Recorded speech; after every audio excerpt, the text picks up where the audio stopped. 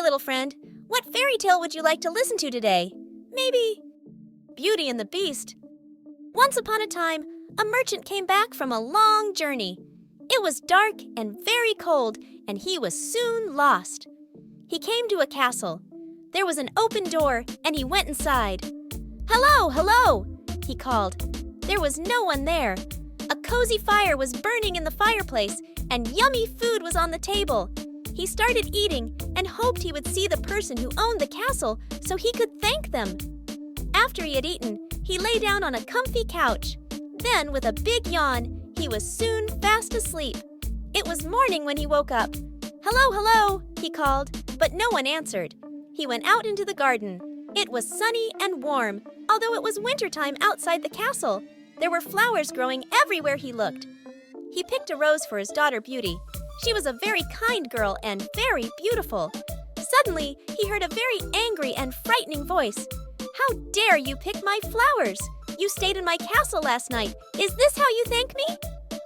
The merchant turned around, and there stood a big, ugly, and frightening beast with big, sharp teeth and a hairy face. "What will you do to make up for stealing my rose?" asked the beast. The merchant was very frightened and said, "I picked it for my lovely daughter Beauty, and I didn't think anyone would mind." The beast was still angry and said, "That is no excuse." "I'm really sorry," said the merchant. "Bring your daughter here and I might forgive you," said the beast. The merchant set off home as fast as he could. He told Beauty about the castle and the beast. She said, "Of course I will come back with you, father." Back at the castle, they went into the room where he had stayed the night. A warm fire was burning in the fireplace and some yummy food on the table, just like before. As they ate their meal, heavy footsteps came near. The ugly beast came into the room and Beauty was very frightened, but she smiled and said, "Good evening, beast." The beast smiled back and said, "Good evening. You must be Beauty." Then the beast said to the merchant, "Your daughter is so beautiful that she lights up my old castle. Please let her stay here for a while. She will be very safe here." That night, in her cozy bed, Beauty had a funny dream about a talking clock and a candlestick that said, "Hello?"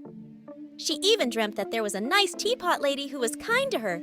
Then in her dream, she thought she heard the teapot lady say, "Beauty, you are loved by a handsome prince. Try to find him and you will be very happy together." When Beauty woke up, she laughed when she remembered the talking clock and the kind teapot. That evening, after supper, the beast came into the room. She was still a bit frightened, but all the beast said was, "Good evening, Beauty." Then the beast handed her a rose. "This came from my garden," he said. "Oh, good evening, beast," she smiled. "Thank you. What a lovely flower." "Good night then, Beauty," said the beast, a bit sadly. The next evening after supper, the beast appeared and handed her a book to read. "I think you will like this story, Beauty. I loved it," he said. "Thank you so much," said Beauty. "You are very kind." "Good night then," said the beast, and off he went. "He can't help being a bit ugly, but he's really very gentle and kind inside," thought Beauty. "I'm not afraid of him anymore, and I have grown to like him a lot. It's what's inside that really matters." Beauty loved looking in the beautiful gardens and hearing all the birds singing in the trees. One day in the garden, she found an envelope with her name on it. Inside was a note which said, "Dear Beauty, please pick all the flowers you want." One evening, Beauty waited for the beast to come to her at supper time as he usually did. But he didn't appear. She got worried and looked everywhere in the castle, but there was no sign of him. Although it was getting a bit dark, she went out into the garden. She looked all around, but still no sign of the beast. She was getting very worried by now. Then, at the far edge of the garden, she saw a cave. "I wonder if he's in there," she thought to herself. She went in, and there was the beast lying on the ground with a great big bump on his head, and his cheeks had tears running down them. He looked like he was asleep, and she stroked his head. He didn't move or even open his eyes. She kissed his forehead.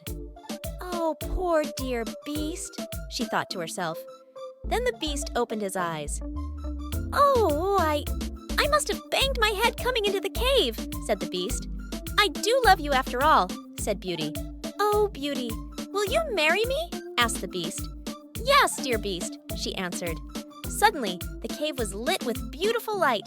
The Beast had changed into a handsome prince with a great big smile on his face. He said, "A wicked witch put a spell on me to turn me into a beast. But you said you loved me, and now the spell is broken."